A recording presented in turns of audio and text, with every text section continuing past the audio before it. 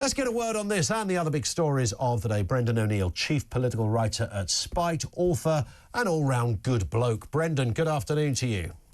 Hey Ian, how you doing? Very good, thanks. Nice to have you with us. And it is worth, in case people didn't get the message of what I was just saying there about this phrase, smashing the gangs, it's something, of course, Mr Starmer has talked about quite a lot. Let's just have a reminder about just how forceful and intent he is on sorting this problem. Only way to stop that is to smash the gangs that are running this vile trade, is to smash the criminal gangs, and they are criminal gangs, that are running this vile trade and putting people in the boats, take those gangs down. But I think smashing the gangs, I think have to smash those gangs. The only way to stop that is to smash the gangs that are running this vile trade. To smash the gangs, have to smash. I think we got the message there, Brendan. Smash the gangs. That's all you got to do. Smash the gangs. I mean, it's so obvious that this has become a cheap, crowd-pleasing slogan that doesn't really mean anything. I completely agree with what you've just said. The idea that these gangs are going to be worried about their bank accounts, which are obviously hidden and criminal affairs, it's just ridiculous. And it seems to me that this slogan, smash the gangs, has become a way for the government to actually avoid doing anything real. Yeah. It's kind of a way of kicking it into the long grass, and this idea that we have to slowly dismantle the gangs in a very legalistic fashion. No, what we need to do is to take action now, to halt the boats, to fortify our own borders, to make it clear that Britain's borders are sacrosanct, that we're a sovereign nation, that you can't just cross them with no consequences. All of those political, cultural messages need to be sent long before we think about the process of legally attacking these gangs.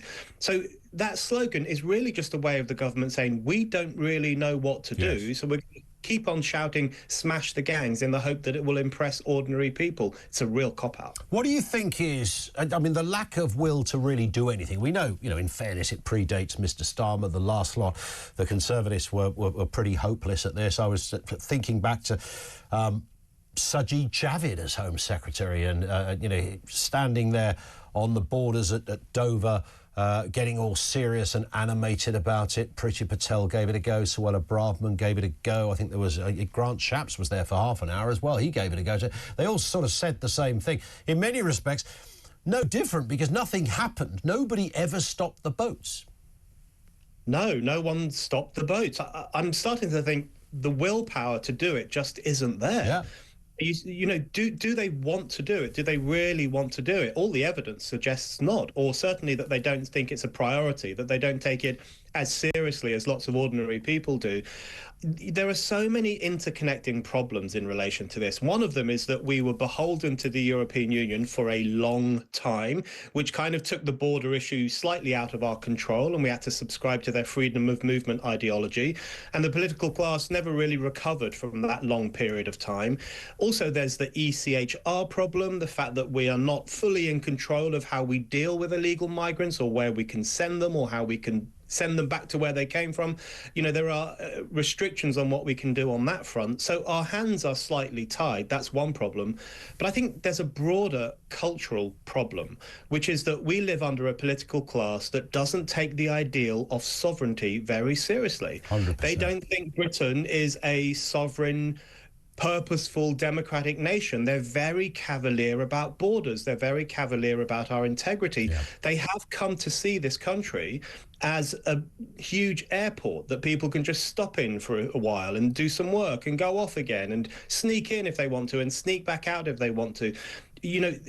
There are real consequences when people give up on the idea of sovereign integrity, and I think the boats crisis is a product of that. Yeah, absolutely. And it was bad enough, when you had, Rishi Sunak, and he stood there at the little podium with his slogan, which was "Stop the boats." And the first day I saw that, I thought, man alive, this fella's really opened himself up for something here, because you're either going to do it or you're not. And it turned out he didn't. I know Rwanda never happened. That may or may not have been a success. The smart money says it might have been a partial success, but wouldn't necessarily have addressed the real severity of this. But with Labour, I think, Brendan, the bigger issue there, it's just not in their DNA, is it? I mean, they don't, if you speak to or listen to politicians, Yvette Cooper has given probably 100 or more interviews on this since she became Home Secretary.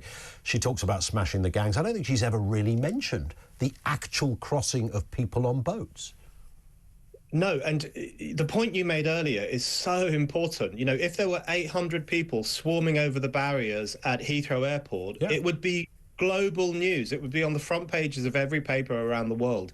But because they're rocking up on the coasts of Kent, it apparently doesn't matter. But it really does matter. And it matters for people who want to stop immigration entirely. It also matters for those of us who traditionally have a pretty generous approach to immigration. I'm the son of immigrants, and I grew up with immigrants, and I think many immigrants contribute enormously to this country. But even for people like me, we've got to make the case for legal immigration and never for these illegal crossings. They are dangerous for the people who undertake them. They're an insult to the democracy of our nation that people can just cross the border with seemingly no consequences. And they give rise to this idea that we are a porous nation. We're incapable of protecting our own borders. We're incapable of protecting our own society from people who we don't really know, who are turning up in their hundreds and thousands every month. And you are not a serious country if you're not in control of your own borders. That is the fundamental point, I think. Yeah, spot on. Let's move to that vote last night. Labour voting down Tory calls for a new national inquiry into grooming gangs. The Commons opposed a call fronted by Kemi Badenoch, of course, for the Tories for a fresh probe into historical child sex exploitation. It was pretty unequivocal stuff and expected. 364 votes to 111. Let's have a listen to the Prime Minister, the comments he made on the scandal yesterday during PMQs. Once in 8 years did she stand here and say what she's just said. Not once in 8 years. They didn't act on the recommendations. They want a national inquiry. We had a national inquiry, the J inquiry, the J report. 20 recommendations, not a single one implemented. Not a single one implemented. And she said you can do two things at once. You can't kill the bill this afternoon, wreck that bill and protect children. What I find distasteful, Brendan, about all of this, I mean, he's got a point that Badenoch never really raised this, and neither did any of the others. And, you know, even Jess Phillips, the person in her previous position, didn't raise it either. In fact, when asked about inquiries, said exactly the same thing. But it bothers me that amidst all the kind of the to-ing and the froing and the rowing and the voting and, you know, I've got something to say on this. You know, we are talking about the industrial scale raping and violent assaults of young girls, and that very easily gets forgotten over there in Westminster. And this turned out to be more of a, you know, who can vote in the proper way, who can do the right thing, who can be seen to, you know, X, Y, Z, rather than the nub of this, which is that there are tens of thousands of victims out there that have never had a voice. And that's really where the emphasis of this story should always be. Absolutely right. And it's not. Certainly not in Westminster. They're still not talking about the girls. They're still not talking about the seriousness of what happened. And they're still not promising to get to grips with this problem to make sure nothing like this ever happens again. They're still kicking it into the long grass. They're still ignoring it. They're still showboating rather than getting to grips with what's going on. You know, there is a very strong sense in this country that the reason officialdom ignored this problem for so long, and we're talking about decades, is because it had the wrong kind of perpetrators and the wrong kind of victims. So the perpetrators were primarily Pakistani Muslim men, and the victims were primarily white working class girls or even very poor white girls. And that just doesn't compute in the woke narrative. You know, the woke narrative is that Muslims are oppressed and white people are problematic. Muslims are victims and white people are privileged and need to check their privilege. So it didn't fit into the contemporary narrative. And for that reason, it was just downplayed. It was brushed aside. It was seen as too complicated, too pesky, a bit of an irritant. And they downplayed it for years and years and years, and they're still doing so. And I think essentially what happened is that these girls were sacrificed to the ideology of political correctness. We now know that we live under a ruling class that would rather maintain the ideology of multiculturalism rather than protect working class girls from rape.